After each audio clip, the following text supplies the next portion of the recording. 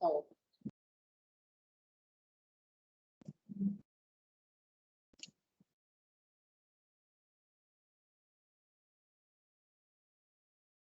Y sobre todo si me escuchan.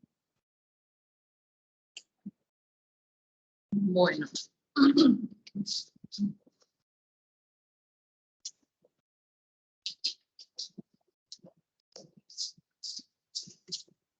Este tema es muy interesante porque cada día salen nuevos y nuevos estudios, nuevas terapias para tratar a los pacientes con demencia, independientemente del tipo de demencia que tengan, independientemente de la etiología o de la clasificación, ¿sí?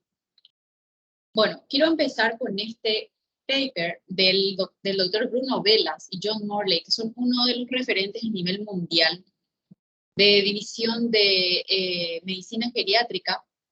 John Morley, Estados Unidos, y Bruno Velas, francés, donde ellos personalizan al adulto mayor centrado en las 4P. ¿Cuáles son esas 4P? Las 4P, ellos hablan de medicina personalizada, predictiva, medicina preventiva y participativa. ¿Okay? Estas 4P, en estas 4P debe estar centrado el paciente, el adulto mayor. Bueno, ¿en quiénes? ¿Sí? ¿En quiénes vamos a, digamos, vamos a iniciar o proponer una terapia no farmacológica? ¿Sí? En los que tienen más de 65 años de edad y en los que están en un estadio de demencia moderada, ¿sí? En los que tienen, en los pacientes que están más o menos estudiados ya y tienen un diagnóstico presuntivo de demencia. Para iniciar una terapia cognitiva, ¿cuáles son los pasos que se deben seguir? Primero, la evaluación geriátrica integral, una evaluación clínica general. Hay que enumerar cuáles son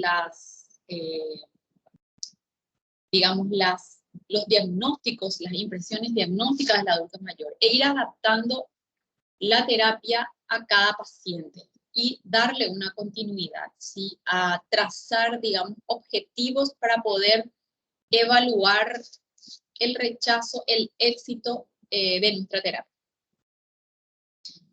Y para esto nosotros tenemos que saber la reserva cognitiva de nuestro paciente, o sea, la capacidad del cerebro para realizar las tareas adecuadas a pesar de que tengan un daño neurológico. La reserva cognitiva representa la mayor capacidad de usar el cerebro, ¿sí?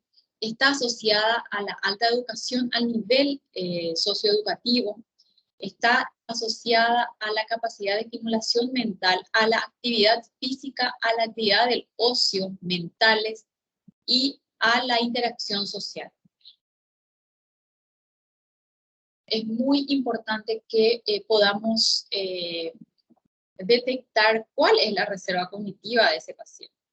Un cerebro estimulado es un cerebro que está activo, un cerebro que no está estimulado, que está debilitado, responde a lo que se llama la senescencia, ¿sí? Se han propuesto varios mecanismos complementarios que hacen que este cerebro permanezca activo. Uno es la educación, uno es, ¿por qué la educación? Porque se cree que cuando un adulto está más instruido, puede cuidar mejor de su cuerpo, sabe cuáles son las consecuencias que pueden llevar ese mal hábito, y el entrenamiento cognitivo. Todo lo que tenga que ver a su historia de vida, sobre todo a nivel cognitivo, mejora el flujo sanguíneo, aumenta el transporte de oxígeno y de glucosa a nivel cerebral, lo que supondría entonces una mayor protección ante los radicales libres. Bueno, esta es digamos, una definición ya de 1993, ¿sí? De una revista epidemiológica, y de la revista de la teoría de la reserva cognitiva que habían planteado el doctor Pardo, en el 2007 en su libro de Recapitulando y perspectivas en el Alzheimer. Tipos de intervención que se propone en estos pacientes. Se propone el entrenamiento cognitivo, la rehabilitación cognitiva y la estimulación cognitiva. Acá falta una S para que se pueda diferenciar del entrenamiento cognitivo. Después lo voy a corregir. El primero de todo es el entrenamiento cognitivo, el segundo es la rehabilitación cognitiva y esta es la estimulación cognitiva.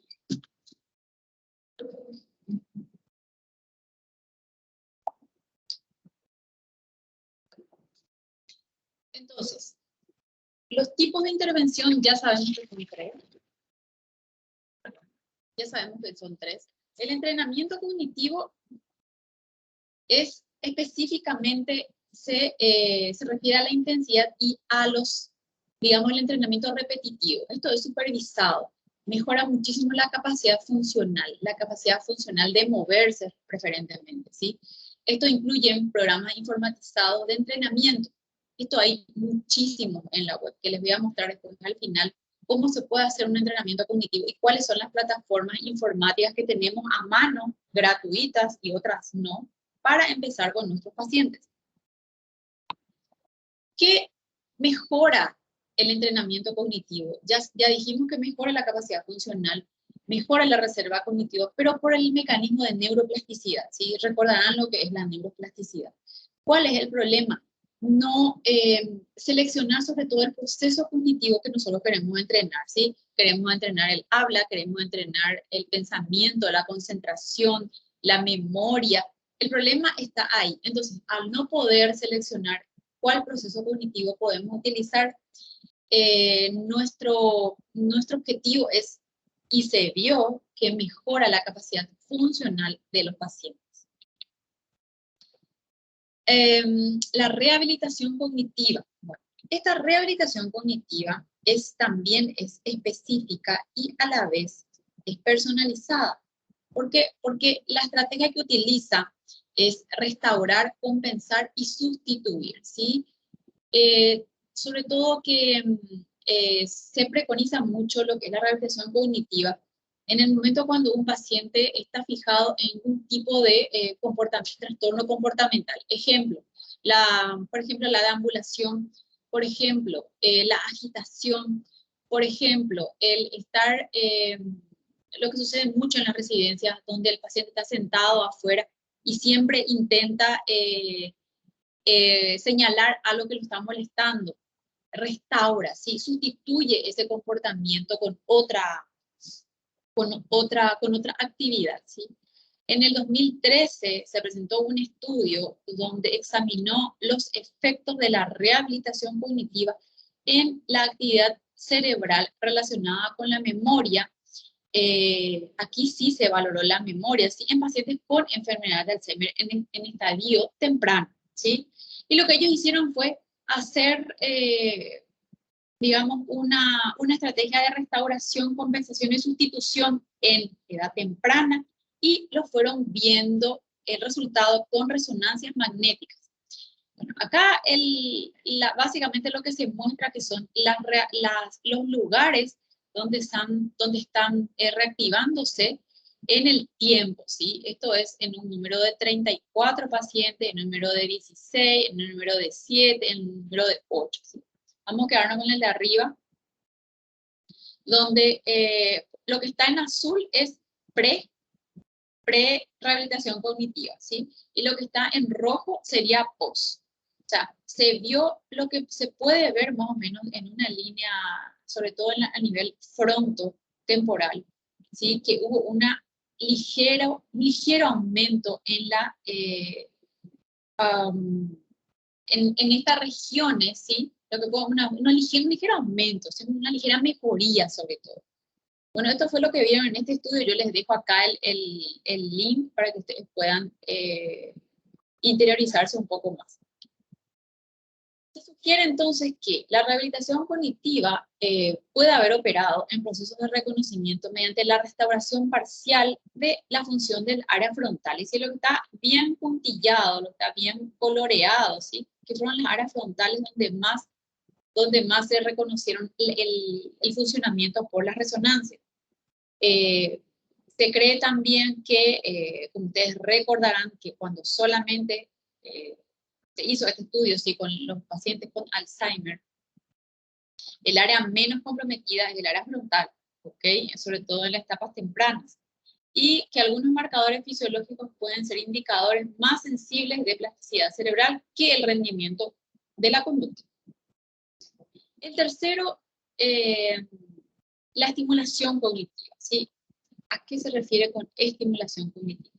Aquí se utiliza grupos de pacientes, ¿sí? Estas son estimulaciones generales. Lo que hace, se enfoca mucho en orientar al adulto mayor en la realidad como una respuesta a la confusión o a la desorientación.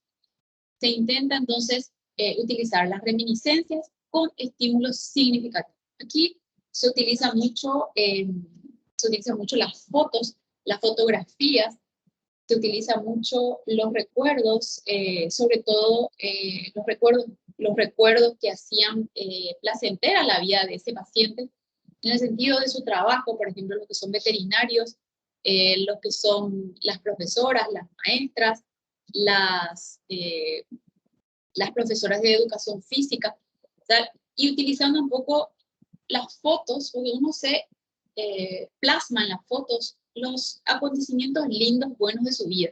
Entonces se utiliza esas fotos, digamos que para poder hacer un poco más enriquecedora este tipo de terapia, ¿sí? La enriquecedora, entonces, aquí podemos utilizar grupos de hasta 1 hora y 30 de duración. Aquí se vio que la parte, digamos, del beneficio de esta terapia es en las actividades básicas de la vida diaria, sobre todo en el comentar temas de interés, en hablar, realizar crucigramas, jardinería, musicoterapia, etc. Estos son algunos de los tipos de intervenciones que pueden, digamos, orientar un poco a la realidad como respuesta a una confusión. Bueno, el otro tipo de terapia, sí, es la estimulación electrofisiológica. Se utilizan estimulación magnética transcraneal, ¿sí? Repetitiva, y la estimulación de corriente directa. Son los dos métodos no invasivos. ¿Para qué? Para inducir a la neuroplasticidad y a la neuroestimulación. El riesgo de esto es que puedan producir crisis epilépticas. La verdad es que esto está haciendo solamente a modo de investigación desde el 2015 más o menos. Aquí les dejo la bibliografía para que ustedes puedan indagar un poco más, pero se describe en la literatura como una técnica no invasiva muy prometedora. Claro que hay que seleccionar a los pacientes de manera muy cuidadosa. Bueno, aquí este es un estudio donde se comparó, digamos, las diferentes estrategias en pacientes con enfermedad de Alzheimer en estadio moderado. En el estudio Bayesian, uno de los estudios más significativos porque es un metaanálisis, es una revisión. Sobre todo es una revisión. ¿Cuál es la conclusión de este estudio? Concluyen que las intervenciones, digamos, con métodos de estimulación cognitiva, sobre todo mejoraría el funcionamiento cognitivo en estos pacientes, ¿sí?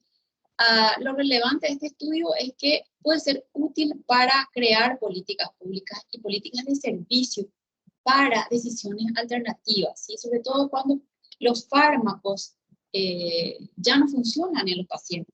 De hecho, que se preconiza las medidas no farmacológicas cuando hay trastornos del comportamiento en estos pacientes. Bueno, les quiero comentar un poco la experiencia de una residencia de larga estadía, ¿sí? Donde viven adultos mayores. Esto es desde 2018 hasta antes de la pandemia, ¿sí? Donde la residencia se habilita en el 2018, ¿sí? Y son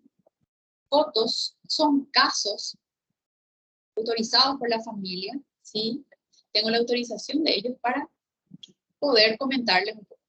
Este es un paciente de 81, un residente, sí, porque es un residente que vive ahí, masculino de 81 años de edad, donde su diagnóstico de ingreso es una demencia senil. Atención con este asiento, ¿sí? Demencia senil de tipo Alzheimer vascular. Los datos cardiológicos portadores de una extrasístole ventricular, una disfunción diastólica, que es, ustedes van a ver que esto es prácticamente fisiológico en todos los adultos mayores, y un hipotiroidismo. De profesión veterinaria, su valoración funcional al ingreso necesita ayuda para prácticamente todas las actividades básicas de la vida diaria. Necesita ayuda para vestirse, para comer, para el aseo personal, pero tiene movilidad física, es independiente. A las noches se utiliza pañal, no precisa ninguna medida de contención, sobre todo física, para que, porque no tiene trastorno del comportamiento.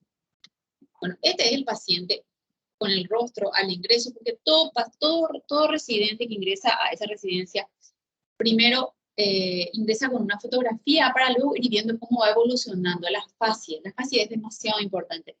Van a ver que la fascia le va cuando tengan más entrenamiento con estos pacientes, va a tener mucho significado para ustedes, ¿sí? Él ingresó en octubre del 2018, con mucha dificultad, necesitaba apoyo para caminar, ¿sí? Inician las terapias grupales, donde todos, terapias grupales sobre todo. Y aquí lo que se preconiza mucho es la estimulación cognitiva. Son las terapias lúdicas. Como era veterinario, entonces la señora le lleva sus loros y él se encarga todas las mañanas de cambiarle el agua, darles de comer, limpiar un poco, una tarea rutinaria, ¿sí? Que él debería de hacer porque tiene mucho significado para él, por la profesión que tiene. Como pueden ver aquí, se intentó realizar algunas tareas de escritura con él, ¿sí? Algunas tareas de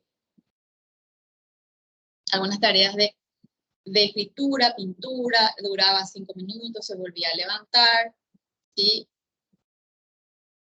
Empiezan las clases de musicoterapia. En diciembre del 2018, ustedes pueden ver esta fase de este paciente que ingresó, cómo cambió totalmente.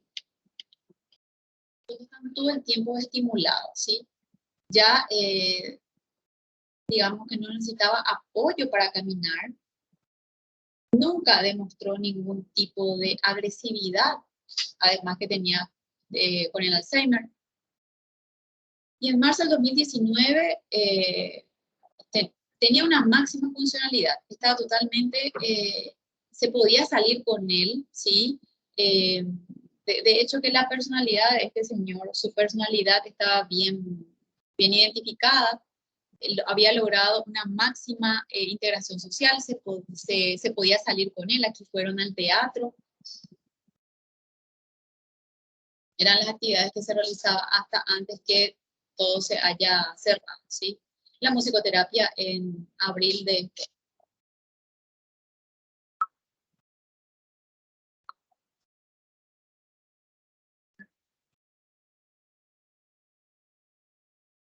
Bueno, como pueden ver, él seguía el ritmo de la música.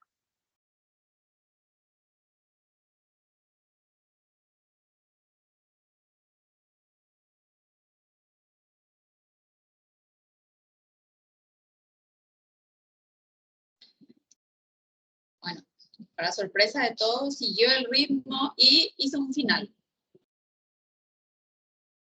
El segundo caso, una paciente de 94 años de edad que ingresó también en octubre de 2018. Él ya estaba en su domicilio. Sus diagnósticos de ingreso, una insuficiencia venosa en miembros inferiores que le imposibilitaba caminar, tiene una artrosis severa de ambos miembros inferiores, una dislipidemia moderada, un trastorno cognitivo importante con pérdida de la memoria a corto y a largo plazo. Ella no estaba totalmente afásica, ¿sí? La valoración funcional precisaba ayuda para todas las actividades de la vida diaria, una movilidad con ayuda, inestabilidad, pérdida de fuerza de miembros inferiores, incontinencia urinaria diurna y nocturna, y la medicación que tenía solamente un antidepresivo, ¿sí? El escitalopram. Ella ingresa en octubre del 2018, como pueden ver aquí, ayudada, ella es la paciente, ¿sí? Ayudada para la alimentación. Aquí ya como su historia de vida era muy cultural, le gustaba la música, la lectura, las pinturas, se realiza un taller con ella con texturas, ¿sí? Con texturas. Aquí lo que se puede ver son diferentes tipos de telas, ¿sí? Donde ella podía, se le daba una consigna de colores y tenían que colocar todo lo que estaba en el mismo color. Son distintas terapias que se fueron probando con ella, ¿sí? Se logró por lo menos exactamente esto es lo que les quería mostrar. Ella tenía, como les dije, ella venía de un mundo cultural, de la pintura, escribió poesías, escritora.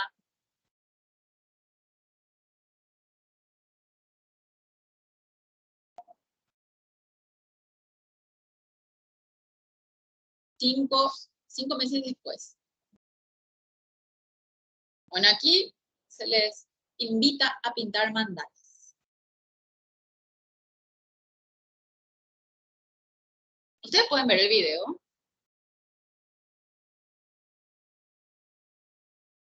Sí, doctora. Ok.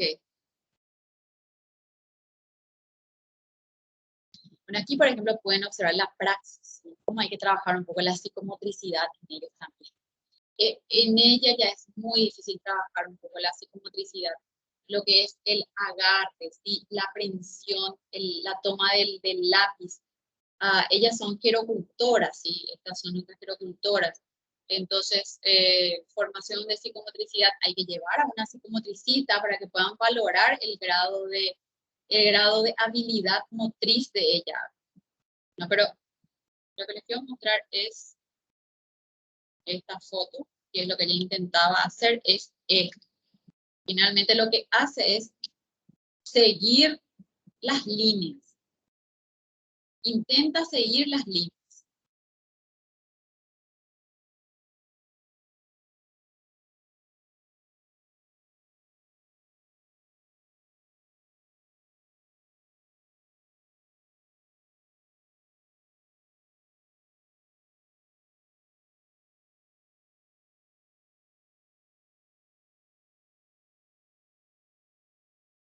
Ya está, dice. Eso es lo que dice, ya está. Bueno, en ella lo que se pudo trabajar más entonces es la psicomotricidad con ella, hasta que un día en un cumpleaños se le sirve a todos y solita agarra el sándwich con la mano y lo lleva a la boca. O sea, imagínense ese acto básico, ella lo estaba recuperando, ¿sí? Estaba recuperando con este tipo de estimulación cognitiva. Como yo les dije, son las terapias que acá más preconizan en esta residencia. Así que de la nada ella agarra y empieza a comer con la mano, ¿sí? En junio del 2019. Entonces, ¿cuál es la metodología que se utiliza? No en todas las residencias, pero en las que yo pude visitar, se potencia la repetición y el procesamiento de la información. Es una estimulación integral donde se enmarcan todos los cuidados centrados en la persona y en las preferencias de los pacientes. Y a esto yo me refería con la tecnología. ¿Sí? Estas son varias, son todas gratuitas, donde ustedes pueden bajar en sus teléfonos y pueden utilizar el ViviFray, por ejemplo, es una plataforma gratuita, esta es española, donde uno ingresa todas las patologías del paciente, la edad y finalmente te tira unos resultados con ejercicios en 30 días, para probar 30 días, de acuerdo a lo que vos podés hacer, ¿sí? Curapi.com es una plataforma francesa muy, sobre todo para los francófonos, tiene metodologías de repeticiones, de reminiscencias, de acuerdo a la patología del paciente. Y el ICO, que es la más integral de todas, que es la propuesta de la OMS, también están todos los idiomas, ¿sí? Plataformas de terapias no farmacológicas para los adultos mayores, que tienen que probar y probar con los pacientes. Entonces, ¿cuáles son las recomendaciones que yo doy siempre al cuidador, a la familia, ante un paciente que tiene deterioro cognitivo? Deterioro cognitivo, ¿ok? Nunca discutir con el adulto, siempre ponerse de acuerdo con él. Nunca tratar de razonar con él, hay que distraer la atención. Nunca avergonzarlo, siempre elogiarlo por las cosas que hace. Nunca trate de darle lecciones, hay que serenarlo, ¿sí? De repente olvida dónde está el baño, ¿sí? Si de repente olvida dónde está el baño, mostrarle, serenarlo y mostrarle cuál es el camino para llegar al baño. Nunca le pidas que recuerde, rememórale las cosas y los hechos. Nunca le digas, ya te dije, hay que repetirle las veces que sea necesario. Nunca le digas, tú no puedes, dile, haz lo que puedes. Nunca le exijas o le ordenes, pregúntale o enséñale. Nunca le complazcas, dale ánimos y hay que generar motivación. Nunca forzarlo, darle cariño y comprensión. Y aquí termino. Nunca es demasiado tarde para empezar.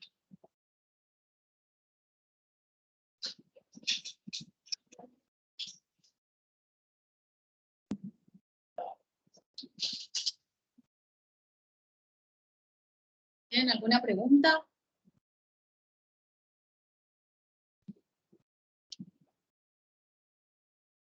Lo que también es importante que sepan que cuando uno habla de terapias no farmacológicas, aquí entran las psicomotricistas, las psicólogas que hacen musicoterapia, ¿sí?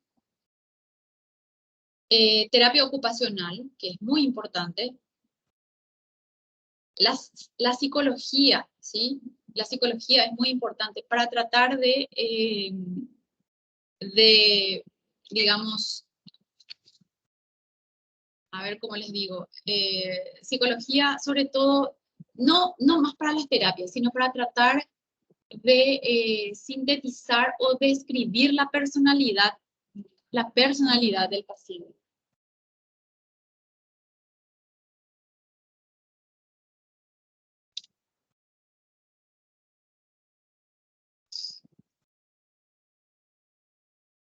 ¿Alguien tiene alguna pregunta sobre todo lo que les pasé ahora, les estoy contando? ¿Entendieron todo? ¿Les pareció complicado? ¿Les pareció interesante?